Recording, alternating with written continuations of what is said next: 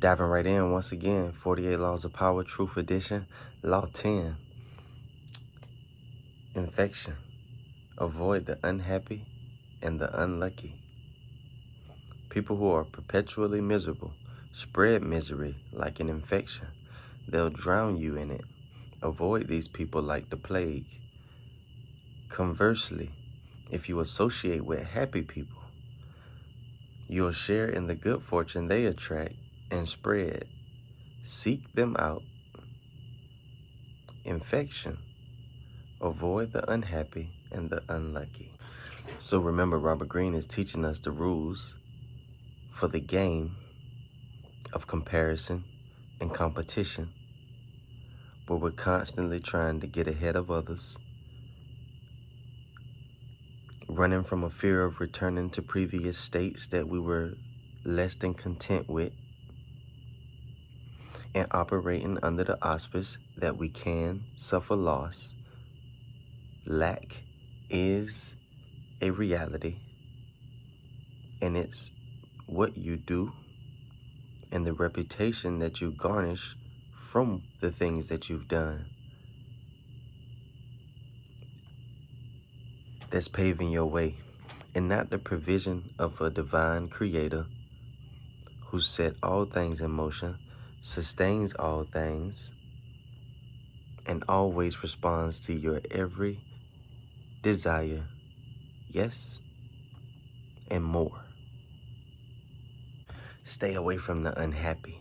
Stay away from the unlucky.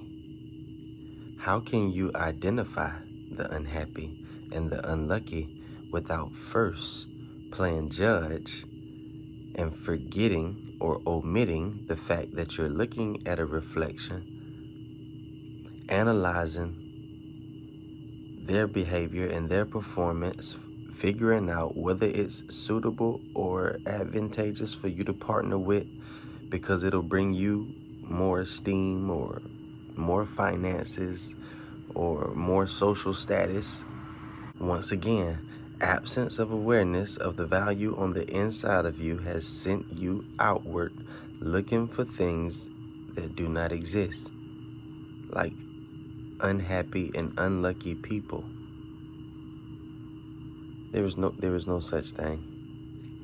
There's the aware and the awake, and the unknowing and the asleep. Those are the two separations, two categories of human beings. All these other categories and subgroups that we have, that we identify with, and that we categorize and pool people inside of, are not only fictitious, but they're an insult to the true nature of the creation, the son or daughter of Source. For you to look over at another person and call them anything other than what their source that created them calls them is for you to be at war with that person and the creator who spoke the truth over them that they've forgotten, that you are attempting to override as you present your latest critique and judgment of their performance in a moment of an absence of awareness to truth. These people are not unhappy and unlucky because they call this to themselves in a way that other people do not. We all call all experiences to ourselves, whether we label them good experiences or bad experiences, because good and bad are subjective. You can say something is bad for you, and it could be the very thing that I desire more than anything in the world to happen to me. The broke man listens to the rich man complain about his busy schedule and him constantly having to be on the go as he's being pulled in all of these different directions, making money. And the rich man is upset because he doesn't have his time, and he's griping and he's complaining because he just he would be okay if he just had more time at home with his kids, more time to enjoy his wife, more time to enjoy his salary, actually spend the money that he's out making all the time. And then there's the person who doesn't make any money, and they listen to this person who's talking about being desired, being wanted, being pulled to and fro, and being paid for his presence and his skill set. And he becomes offended as the rich man makes his dream out to be his nightmare. Because good and bad are super subjective. And it's only our opinion and interpretation that determines whether something is good or bad. Because if you've labeled it as bad, it must not exist. If it's genuinely bad, if it genuinely is absent of the presence of good, all things that were created in reality were created good. All things were created sufficient. All things are being sustained by a good source, a good father. So if the father, if the source is good, then how do you explain the bad, the things that you've labeled as bad, being sustained?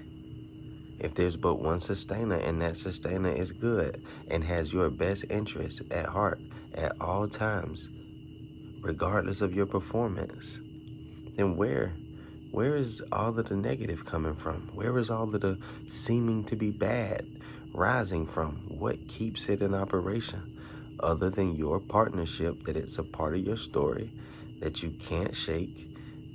It can't be beaten. It can't be avoided. It's inevitable. And the best that you can do is pretend to be strong, bite down, and press forward. I hope one day, I know one day you'll grow out of that. My hope is that today is the day. Robert Greene said we should avoid the people who still walk in the darkness under the assumption that they are sick or in some way insufficient or hindered by an exterior or interior issue. Says that we should avoid them like the plague. Do you know what the plague is? I know you know what the plague is. I look at the analytics of the people who view my channel. There's not many kids. So I know everybody who's listening knows what the plague is. And if you walk in the light, shake the darkness, and run from everybody who is operating in the darkness after you've escaped it by the means of a free truth embedded in you that you discovered and awakened yourself to, that was present the entire time, freely given to you, because those who came before you extended themselves, dedicated their lives, dedicated their time, attention, and energy to extending the free gift that was extended to them, so that you may walk in truth and have the same experience with knowledge experiential. And then you take that knowledge, take that light, and hide it under a bushel. Go hide it under a bush. Go and put it somewhere where nobody can see it but you. Nobody is served by it but you. And that's not the way truth works. I promise you, when you encounter the real good news, when you encounter the reality of truth, when you bump into, out of a desire to know universal truth, it's so beautiful. It's so liberating. It so goes against everything you've been told. It's such a celebratory cause that you spend the rest of your life joyfully extending that same opportunity of liberation to those around you. I mean, you still walk around thinking you may somehow be ill-affected by the people around you that you were called to extend yourself freely to as a living witness of I am on the inside of you and them and all. How you going to extend yourself to somebody that you are operating as if you're afraid of? Is it run from them as if they're infectious? The unhappy and the unlucky are so powerful with their negativity that they may very well retune you and knock you off of the course of positivity and have you negatively tuned and have you going through the same unhappy and unlucky circumstances that have fallen on them, as Robert Greene says, because of their own destructive acts and influence on others. It says some people who are hurt by circumstances beyond their control deserve sympathy and help, but others bring unhappiness on themselves and spread it to those around them by their destructive acts. I wonder who Robert Greene feels deserves sympathy because they didn't do anything to cause the acts that hurt them. And I wonder, who are these people who can't be changed? Who are these people? Who are these creations beyond repair? Who are these people too far gone? Who are these people so powerful in their negativity that doesn't even really exist outside of their partnership with it, in their inner dialogue and their ego driven by the legion of voices on the inside of them that has absolutely nothing to do with me or you? Who are these people? Who are these people too big and too evil and too dark and too negative to be positively affected by the truth that sets all free? Who are these people? Why is it that we were taught to have such a confidence in evil and such a confidence in any attack against goodness or against the source that we say we know sustains us and is willing to give us all things, provides us with protection, things we say we know, gifts us with abundance, things we say we know? But again, why do you spend so much time chasing money? Why do you spend so much time watching people suspiciously as they operate around you as if they can somehow hurt you or may want to? And it may take you acting on the physical plane to stop a physical attack that was inspired by spiritual dysfunction in someone that is your reflection. So the spiritual dysfunction that caused them to attack you on the physical doesn't even derive from some unique set of paradigms that someone that you should label your enemy has set against you.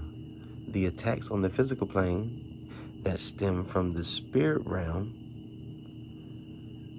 from the people in front of you who are your reflections, all are indications of inner darkness in you, inner ignorance, inner misalignments in you. And these are gifts. These are not attacks to your detriment. These are attacks to your ego, attacks to the lies, attacks to the misbeliefs and miscalculations that you have harbored that cause you to continue to go the wrong way in the dark. And if you would but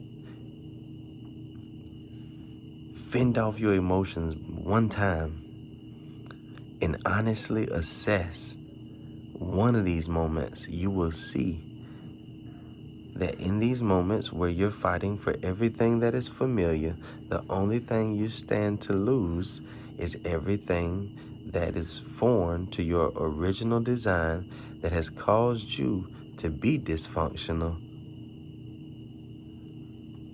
Let it fall away. Let it be taken from you. Let it be burnt up. You've been running from a lake of fire, a place called hell, where you're going to be left to burn with the devil. And you create hell on earth daily. Out here operating like this.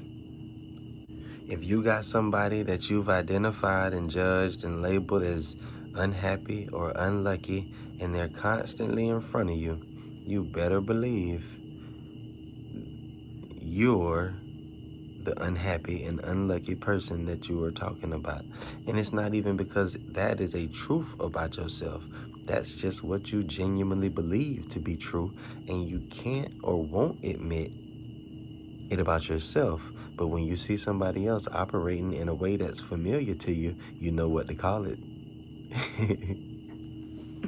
You only judge based on the things that you calculate in your head.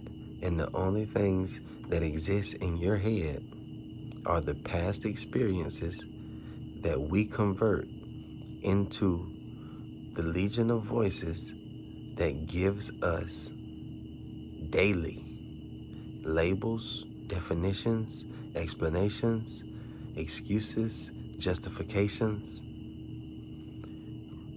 plans, redirections, all of that. And you can choose to partner with the legion of voices that is always misleading you, or you can ignore the legion of voices and lean into the whisper that is constantly trying to give you the door of escape to the dysfunction and the delusions that you have partnered with and created in your ignorance. You don't want to go? On the physical plane, this is very, very, very, very, very much true. The people who don't have a heart for people and don't spend their days extending themselves freely to others are or tend to be more free to chase riches and secure compensation for the time that they exchange for money. I mean, it's really simple math. Like, we make it out to be rocket science. We, in our culture especially, make it seem like people are so smart because they got a couple dollars. But if you be honest, you know a lot of airheads that's got something in their pocket. Because getting money is not hard. It's just a matter of what you believe or think you know about money, because it's going to harden into fact, and that will be your experience because that's what you call to yourself. And you will get everything you call to yourself, whether it be something that is natural or unnatural, because that is the way that the universal teacher on the inside of us all teaches us the power of our attention, the power of our word, the attentiveness of our Father. There's so many lessons in the fact that nothing you ask for, whether it be vocal or silent, whether it be recited or be recollected and justified and ignored and curved, nothing is missed. The answer is always yes and more. You serve no purpose to your brothers and sisters when you open up your awareness and you begin to walk in the light, but you carry a fear of the darkness. So everyone who's operating in ignorance, who you have influence with, you ignore or run from, rather than extend yourself as the instrument of love that you were designed to be, so that they may utilize your light to begin to cultivate a relationship with their own light. You cannot be afraid to extend yourself to those who are still under the impression that they should be affected by circumstances, that they should be operating on the physical plane by principles like chance and possibilities. You have promises. Bump the possibilities. You have promises. You need to learn the promises and initiate the promises inside of your physical experience by your awareness and application and belief in the promise the way you've believed in the problem. Some people are just problem-minded. They come with a problem, you give them a solution, and they find a problem with the solution to their problem because they don't want a solution. They've developed a craving, a weird addiction, an appetite for not being okay because they know the process to that. There's a whole cycle to that. There's a wheel to that. There's certain phone calls that are made, certain feelings that are felt, certain cycles that are carried out every time they initiate the process. And the ego loves familiarity, doesn't it? The ego hates to be in foreign situations, and every moment spent in the truth and reality of now is a foreign moment that the ego wrestles and fights against. Please return to something I know. Please return to the past that I can explain. Please come back to the illusionary world where I have a place. In reality, I'm left out. In reality, you're so caught up in the now that you won't engage with your thoughts and with the past so that the ego can be enhanced and operate because it's being given the attention and life source of you. Listen, stop dodging them people that are still delusional and walking in lies. Be the instrument of love that you were designed to be. Extend the truth that was extended to you. You don't have to force it down anybody's throat. When it's their time to receive it and apply it, they will. But you have to do your job of extending it freely everywhere you go. Everybody you encounter is how you stay at peace. It's how you keep yourself satisfied. It's what brings you to a place of gratification towards yourself. It's how you go and look in the mirror and know that you are a good person, so that when these people come with these weird explanations and interpretations of who they think you are, you can deflect and dodge those immediately, the way Robert Greene wants you to dodge the people that you were intended to help. Nobody is beyond repair. Nobody is beyond help. If anybody was beyond repair and anybody was beyond help, it would have been you. It would have been me. But being that we're here together, we're healing, and we're moving forward and progressing in truth through our partnership with knowledge and with the great I am on the inside of all, we know that this does not apply to the spirit realm and in the realm of reality where we have migrated. This is no longer something that we partner with. We do not run from people. We are not afraid to associate ourselves with people because our reputation may take a hit. We're not afraid to build ourselves up in energy and in flow and connect ourselves with someone low and someone who is tearing us down and bringing us back to a place that we didn't want to be. It's not even possible. The only way that you will be affected by someone who is operating on a low vibrating energy while you have set your attention on the things above is for you to look down.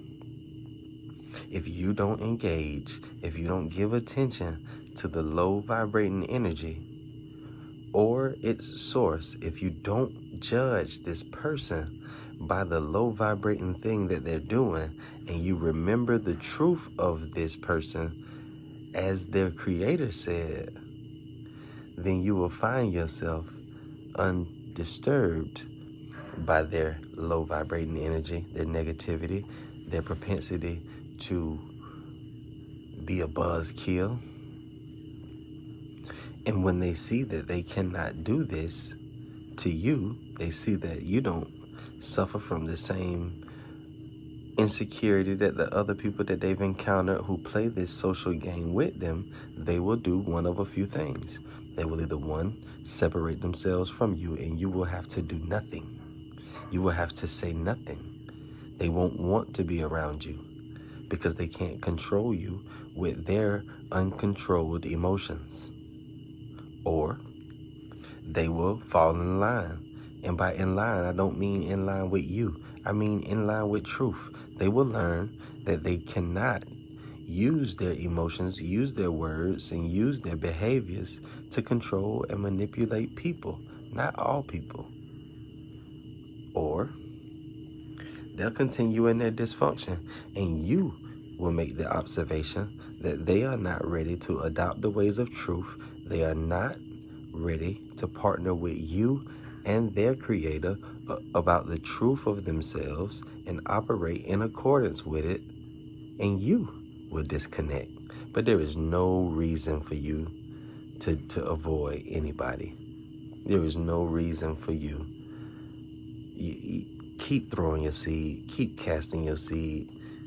Be love every day, everywhere you go, so that you can stay positive with yourself, so that you don't return to depression, so that you don't get locked back into overthinking and judging yourself and condemning yourself and knowing or wishing and hoping that you had did things different when you no longer have the chance to undo, redo, or erase anything. You don't have to live with regret. If you live in the present moment and you do the thing that is in alignment with truth and your design, which is love, then you won't have anything to apologize for. You won't have anything to be guilty for and try to make up for. You can genuinely interact and be the same person every day, everywhere you go, because you're not acting. You've become one who is aware of the truth that has always been, but often was ignored. It still sounds like you think that you can be saved without all. It still sounds like you missed the principle and the concept that was being presented to us in the parable of the good shepherd leaving the 99 to go and get the one, though he's not a respecter of persons or one to esteem one above another. If he's not esteeming one above the 99, then seemed like the good shepherd went to go and get the one sheep, because the picture isn't complete until all have returned. And once you get home and see how beautiful home is, and remember your Father's heart for those who have yet to come, you won't be like the big brother, removing yourself from the party, mad because the party didn't belong to you. You'll be anxiously trying to tell everybody about your Father's house. Like, yeah.